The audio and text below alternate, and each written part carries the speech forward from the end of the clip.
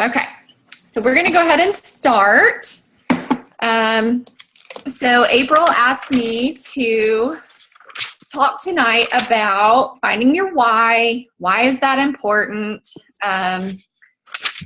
All that good stuff, right?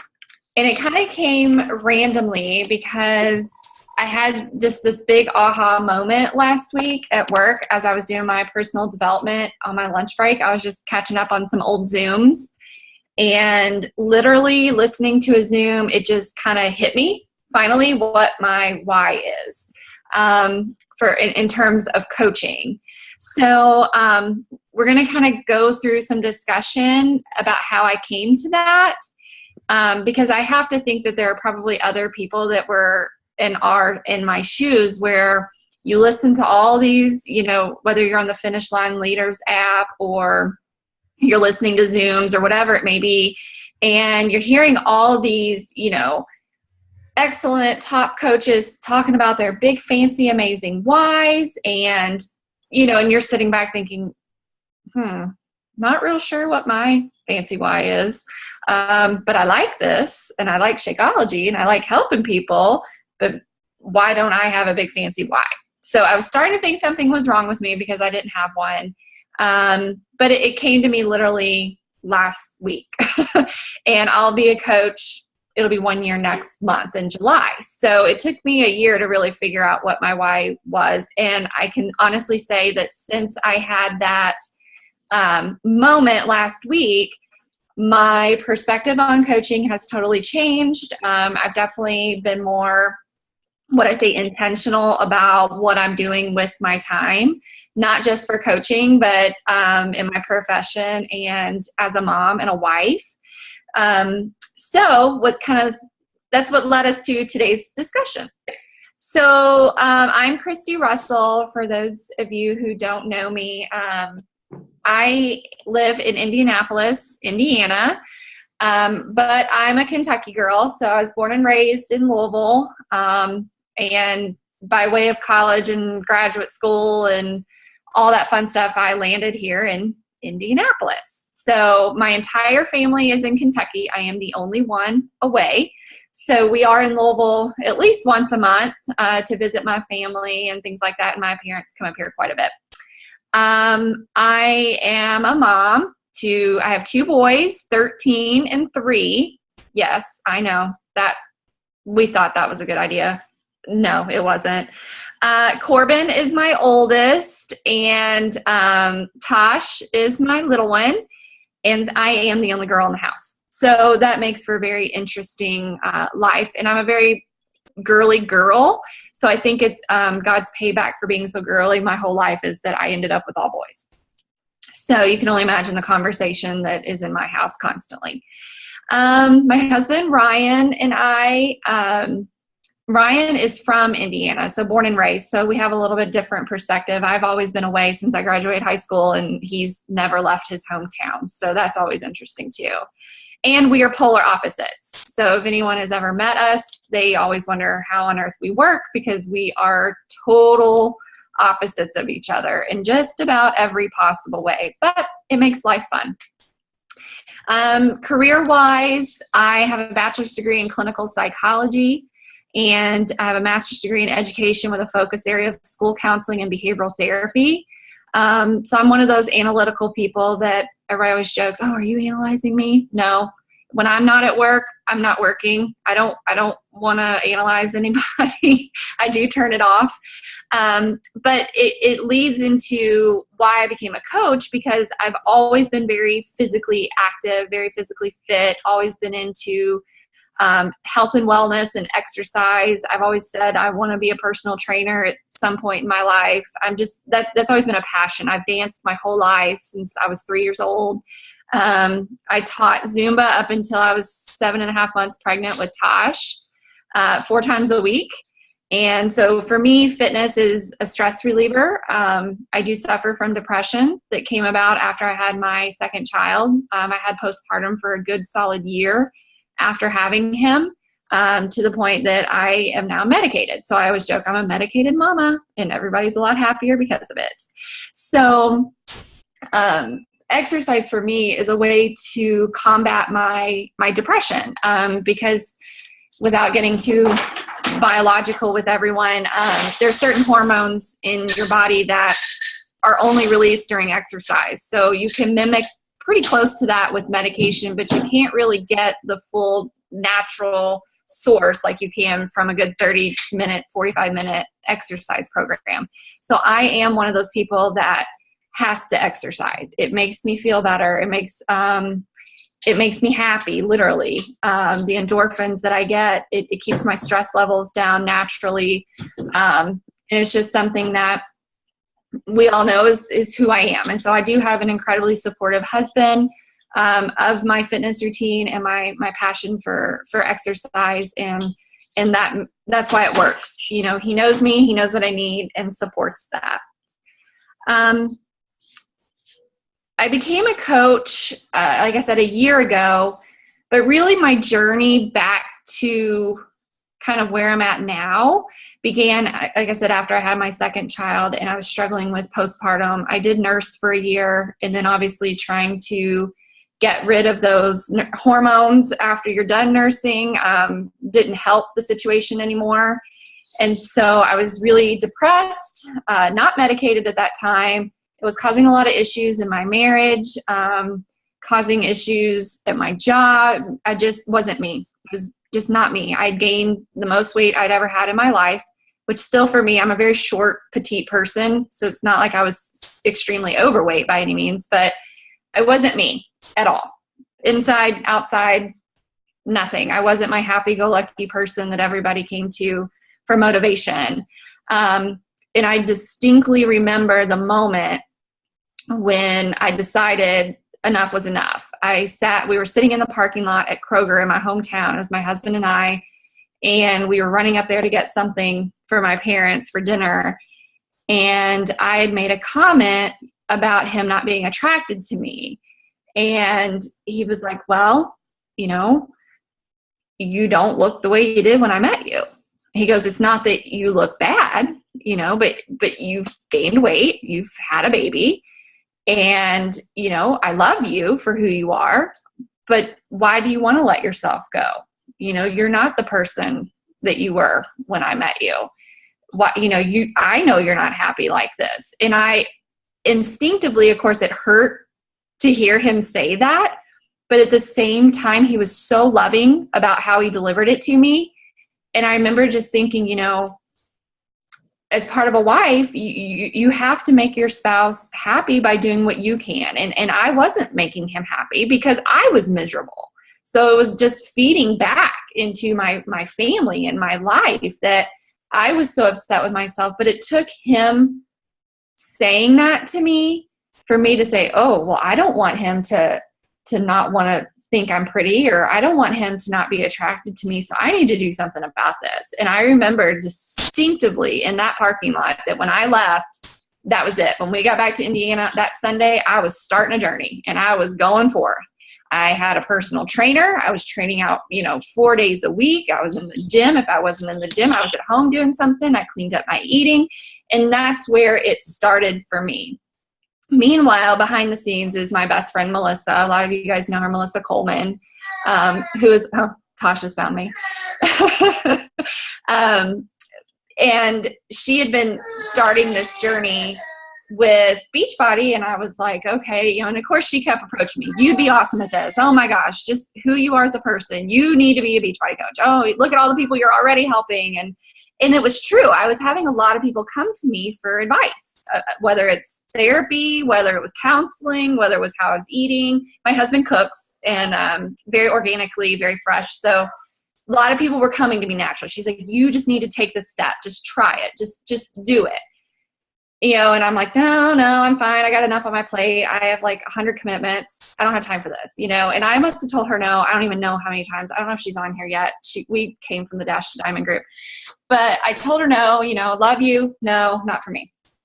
So finally, we were all having like our friends get together in Northern Kentucky. And for whatever reason, I was sitting here with her that night and I was like, I'm going to do this. Why not? Just out of the blue. Sure. Okay. That next week I went home, I signed up, and I've been a coach ever since. I had no intention of really doing much with it. I just thought, well, I'll see what this is all about and go from there. So again, not real clear, did not come in with a why. You know, some people join in and they know exactly why they're doing this. I didn't. I just thought, well, why not? And, you know, well, Melissa's doing it and she's my best friend, so I'm gonna do whatever she wants to do and support her.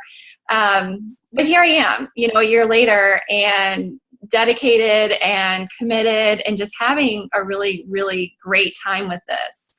And before I kind of get into my tips for you, I will say that, gosh, what was it, April, was June? So 2 months ago, we came back from vacation from the Dominican, and for whatever reason, I was just done. I think what it was, honestly, it wasn't that I was done with coaching. I think I was just done with people needing me for something. I'm involved in a lot of things. I'm very active in pancreatic cancer awareness. And I think when I got away from all my responsibilities as a mom, as a wife, as a daughter, as a sister, a therapist, a manager, you know, when I stopped for a minute and I was away from all that with no connection to the outside world, and it was just a week of relaxation, I just was done. I just felt so overwhelmed that I just thought, I just want to go back and I just got to get rid of everything. You know, I have to prioritize stuff. I'm just going to quit everything and just go to work in my paid job and come home and be a mom and a wife. That's all I'm going to do. I can't do anymore. And really, I was just stretched so thin. And I was ready to quit. First thing I did when I got back, I canceled my husband's account because I had him signed up to make me Emerald, and then I managed his account. And from there, it's like I noticed I didn't really feel any different. I didn't really feel relief. So it was like, okay, well, but I just had this nagging, like I couldn't make myself log in and delete or cancel my account. I don't know why, you know, now I know why, but at the time I was like, well, I don't know, let me just try to be a little more involved this week and see if I feel better. And I'm still feeling a little overwhelmed. And I finally just said, okay, you know, all right, God, I don't know what to do here. So either send me somebody or send me a sign, tell me what I need to do here. You know, you're using me to help people in so many different ways. Is this the way I need to go? You know, what do you need me to do? Because I just can't give this up, and I got to give something up. I don't know what it is.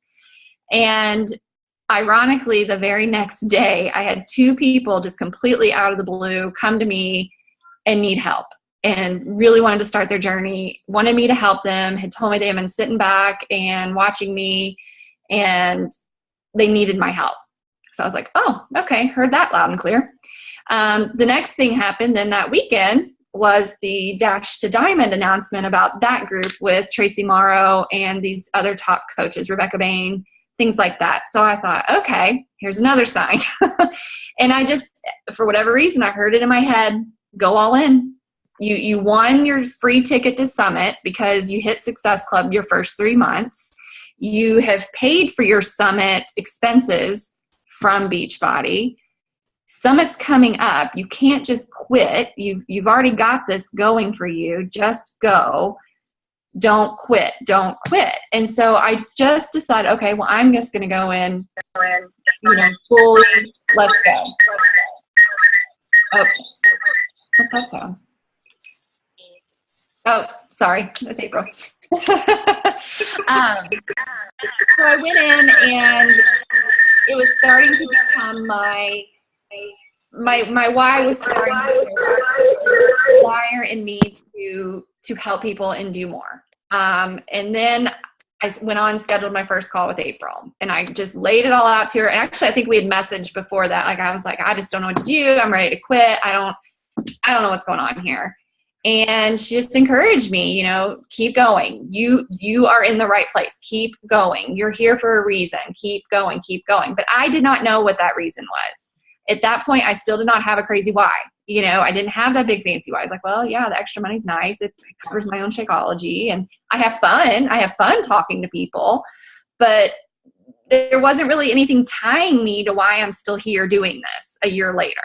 I mean, I'm not gonna lie, I really want the 365 shaker cup. Like, yay, I love incentives, but there wasn't still anything set in stone. And so this Dash to Diamond group encouraged us because it said, hey, if you're going to do this, you're going to do it all in. You're going to dedicate this time each week. You're going to do X, Y, Z each day. And that's exactly what I needed. I needed a reason to get up, fill out my checklist, be present in my challenge groups, be present on my own Facebook page, and actually share my story. I had not really done that in the past in terms of talking about why I'm doing this Beachbody thing. And so, I paid my $20 to be in the group, and I started hitting the pavement per se and talking more about what I was doing. Everybody knows I work out. So in my mind, it was like, well, everybody knows I work out. I don't really need to post that. That would be boring. But now that I'm posting it all the time, what it's showing people is consistency. And by posting, and I know Charlotte's really good at this, but by posting on those days that I don't want to work out. Like last night, I did not want to do it at all. So I thought, okay, I'm going to get out of my comfort zone. I'm going to do a live Facebook video because I've never done that. And I'm going to go to the gym, just change it up and be honest about it. This is what I'm doing. But you know what? I did it. I did something. I didn't stay home. So I think by dedicating myself to a clear program or a month-long deal, I know I got in, with April, and I said, hey, I really want to try this 22-minute hardcore, and I'm going to need an accountability partner. I really want to do this 30-day challenge the right way. I don't want to be half present. I want to do it the right way. So I got an accountability partner. I committed myself to a group to challenge myself, which is the Dash to Diamond. And I'm not going to hit Diamond at the end of this month, and that's okay, because the things that I've put in place, I know are going to pay off as I keep going. But I had to start, and I had to get serious with myself that if I'm going to do this, I've got to be all in. And if I'm not all in, how can I expect somebody to come and trust me and say, sure, Kristy, here, help me? Not going to happen. So I had to get myself checked out first. And so when I think back to that vacation thing, when I said, what am I going to give up? I was looking at the surface level, coaching, PanCan, this, that, volunteer groups. What I had to give up was this just unorganization, like I was signing up for things and not saying no, and then had no clear intention with any of it. I was intentional. I want to help people. If there's a need, yes, help me, use me. I'll make it work. But I wasn't living with intention. So I wasn't giving any one thing my best. It was just like, throw this out. Okay, get this done. Move on to the next thing. It felt like a conveyor belt of my life. Like I was just on there, just riding from one thing straight to the next with just mindlessness, really. So then that really pushes us up to last week when I'm watching an older Zoom. I was doing my personal development at work, and they were talking about your why, and there was a story about, a burning house scenario, and we're going to talk about that here in just a second. And for whatever reason, that story stood out to me, and it really made me think, okay, what can I do with this? Sure, extra money's nice, right? Of course. Sure, getting my product covered is nice. Absolutely. Because then I can show my husband, look, I'm not losing anything. I'm making back what I'm spending. So yay, me. I'm setting an example for my kids. My kids are, active, and they want to do stuff with me. And my son's always like, Mommy, do you have your shake? Like he knows every morning I'm going to have my shake. It just how it goes. Well, and coffee, he does say that too. Mommy, you drink your coffee. He knows I need to drink my coffee. So all that though is like baseline. We talk about that in psychology. It's your baseline, right? Money, happiness, home, pay the bills. Those are baseline. We all want that, right? We all have that. We all need to pay for that. But your why starts to come in when you move past the baseline. And then there's a phrase in the workout world that I remember my trainer talking about. So you've got baseline, which is like your needs, right? Your basic needs. The next line though is the red line. The red line is where you got to get there, and you got to not only get there, but you got to go past the red line. When you're working out, the red line is that part where you've been going for maybe 5-10 minutes and your body is like screaming at you and your mind starts saying, okay, I got to stop. I got to stop. I got to stop. I need to walk now. Or, oh, I can't do anymore. I can't do anymore. But if you notice, your body never gives up. Your body never stops. And my trainer always said, your body will not fail you. It's your mind. You're going to convince yourself that you can't keep going. But when you think of like cardio zone, fat burning zone, things like that, there's a red line for each one of those that you've got to hit to move into the next zone. And once you get past that, results are going to happen. So you've got to get past that red line. And it's the same analogy for your why. Everyone can have the same baseline why, this. But what is it really that's going to get you up in the morning at 5 a.m. to join a Zoom that's in silence? Because that's what some of us coaches are doing in the morning, just to get up and get our power hour in. We sit in silence on a Zoom and everybody just works and says good morning and have a great day, and that's it. But it's accountability, right? It's something that makes me get up and do it, because I know there's going to be other girls there, and I know I'm going to get a text from Melissa, are you up? Because I told her, keep me accountable. So, it's what's going to drive you to go one step further than comfort. That's where you start figuring out a why. What is it that won't stop you no matter what circumstance comes in? What is it that gets you excited? Those are the kinds of things we have to think about when it comes to a why. And so a lot of people say, well, once I get past the red line, I feel like I'm just going to be so dead, I can't do anything else. No. How many times have you made it past the red line to even know? You got to push. You have to push, whether that's your job, whether that's exercise, whether it's your clean eating. You can eat clean all day long. You come home and eat a bag of Doritos. I'm not going to say that hasn't happened. You just ruined it. You didn't make it to the red line. The red line would have been when you made it to bed that night and you didn't snack on that bag of Doritos because you kept your clean eating going. You made it. You made it past. You made it to the next day. We have to be more self-confident and have a little more faith in ourselves that we are going to make it, and we will. And you're telling yourself that constantly. When I was running this morning, it was hot and muggy, and I was like, oh my God, I am not even going to make this run today. And this is a run I do every other day. And I even told myself, Kristy, you're going to talk about the red line tonight. Go past the red line. Go, go, go. And my body did not fail me. I ran the whole time. It did not fail me. The heat did not fail me. My mind was going to fail me because I was going to listen to that instead of trusting my body and that I could do it, trusting my own self-confidence. So being confident and trusting yourself is what's going to help you stay focused on your why, right? Because I can say, oh, I do this because of this. But when I'm tired at 4 o'clock in the morning, is that really going to make me want to get up? No. Is it really going to make me want to not eat that bag of Doritos? Is it really going to make me, not check in on my people this week because I'm just tired? They trusted me. I better show up, So whatever is in you, it's got to be strong enough that you say, I'm going to be there. I'm going to do this. All right. So I could go on and on and on about motivational stuff, but okay. So I have a quote that I mentioned earlier, and I just want to say it again because I think about this a lot, and I say it a lot. Don't just be intentional with your life, but live your life with intention. There's a difference. I'm intentional about helping people, but am I living with intention by what I'm doing? I want to help people all day long, but am I following up with them? Am I commenting on their post, or am I still just expecting them to comment on mine? Am I expecting them to be present in the challenge group, but I'm not showing up and posting my own food log? So don't just be intentional with your life, but live your life with intention. Okay?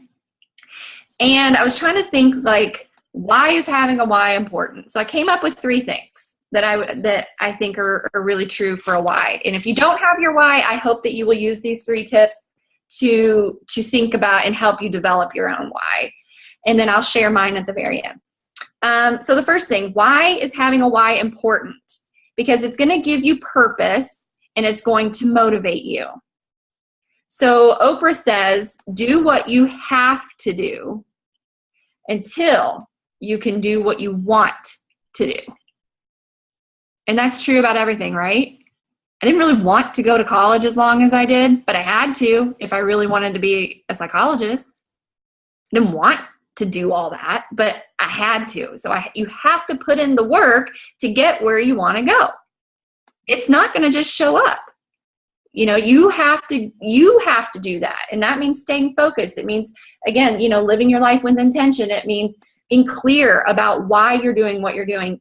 We all have the same 24 hours in a day. Summer Tucker says that, and I love that. So be intentional, be focused. What are you going to do with your 24 hours to make a difference?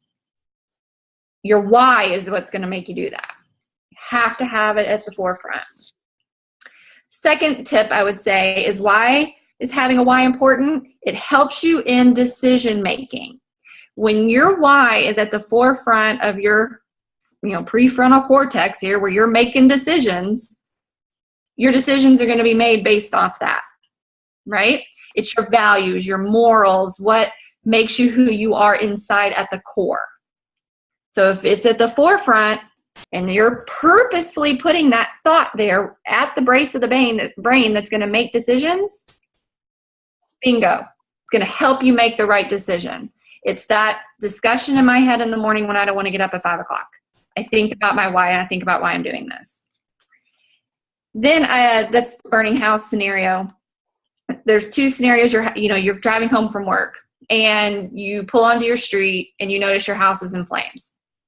But you pull up, you get out of your car and you're rushing over, and the fireman says, hey, everything's great, everything's fine, everybody's accounted for, it's okay. Looks like it's just going to be some damage to the house. And you're like, okay, good, right? Are you going to run in that house? Probably not, because everything's fine, right? There's no rush to go in. There's nothing driving you to run in there, right? So now let's use the other scenario. You're driving home from work, you pull onto your street, you see your house in flames, you run out of your car, run up to find out what's going on. The firefighter says, okay, it looks like we've got everybody, but one of your children is still in there, and we've got firemen in there trying to locate them. What are you going to do? You are B-tailing into that house, all right? Any of us with kids or a loved one, you're going in. You don't care what the burly fireman says. You're going in because you have a purpose. You have a reason that no one is going to stop you. You're going in. And so that's your why. Now, granted, that's a little extreme, but still, it's got to be that part of you that pushes you when you don't really want to do something, okay? So think about that scenario. The last one is your why will drive you when times get tough. That's what was happening to me. I was overwhelmed. I knew something had to go. I didn't know what it was. And what it was my lack of organization needed to go, not my coaching. But I needed to get more organized, and I needed to live with intention. That's what I needed. When your why is clear, the how is easy.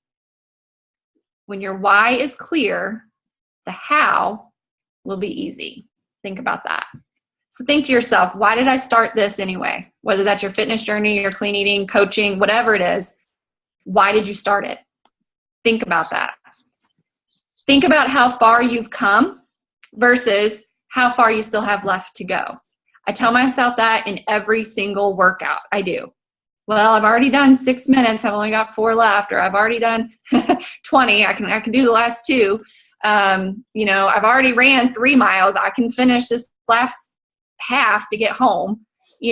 Change your mindset. Change what you're focusing on. It makes a big difference. If you're sitting there like, oh my gosh, I still have 20 minutes to go, you're not going to be motivated to go. But if you use the same thing as man, okay, I've already got 15 of it knocked out. I can do it. I've already got more done than what I have left to do. It's all about the power of our mind. So that's my 3 tips for helping come up with your why. So what is my why? I know you're probably like, oh, it's going to be amazing. It's really not that amazing, but it is to me. My husband works a very physical job and has since he was 15 years old. And as I said earlier, he's an amazing cook. He has this dream of having a restaurant, a food truck, something, so that he, A, doesn't have to physically do the work anymore. And I would love, love, love, love to make enough money that he could at least go part-time, to give his body a break. He hurts all the time. He's in physical pain all the time. He's getting injections in his elbows. He actually just scheduled another one today. He's getting them in his neck, his back, and he's only 38 years old. And he always says, I can't even play with my kids because I'm hurting too bad. He can't sleep, and it's just to do what I do naturally. If I can just keep helping people, I'm doing something I love, but the reward will be reaped on my family because my husband can stop doing a physical job, start pursuing his dream, and we get my husband back. He's happy again. He's not in so much pain, because I can't imagine being in pain and having to go do more work physically every single day. It affects our whole life. It affects everything with us. So that is totally random, and no wonder I didn't know what it was until a year later, but it literally hit me out of the blue. I'm doing this so that I can help him out because we're a team. At the end of the day, we're a team, and I need him. I need him to help me with these crazy boys. I always joke, please don't ever leave me because I can't help by myself. So that's my why. I encourage you all to really think about your why and be okay if you don't know what it is for a while. Don't sit back and think there's something wrong with you because you don't really know what your why is. I used to be so embarrassed to say, I don't know what my why is. But don't be positive. I love this group. The end.